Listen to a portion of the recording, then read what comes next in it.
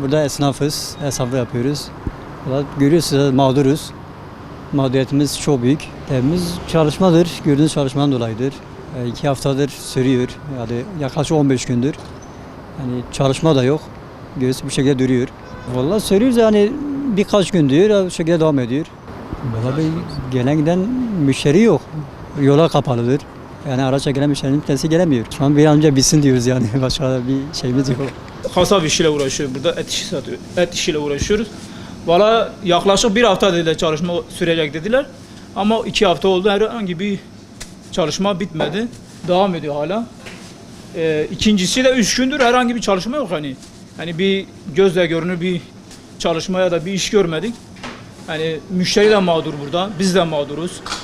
Yani buraya araç gelemiyor, müşteri gelemiyor, iş yapamıyoruz. Yani bu da bizi de etkiliyor.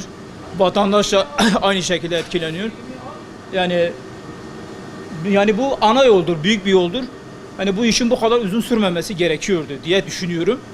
Yani bize 1 hafta söylendi. 2 hafta oluyor, herhangi bir yetkili yok, bize bir bilgi veren yok. Yani çalışmalar çok ağır işliyor. Hani o konuda biz mağduruz. Biz kendimiz de esnaf olarak da vatandaşlar olarak da mağdur durumdayız. Yani bunun bir an önce bitmesini talep ediyoruz. Yani en azından bize bir bilgi verilmesi gerekiyor.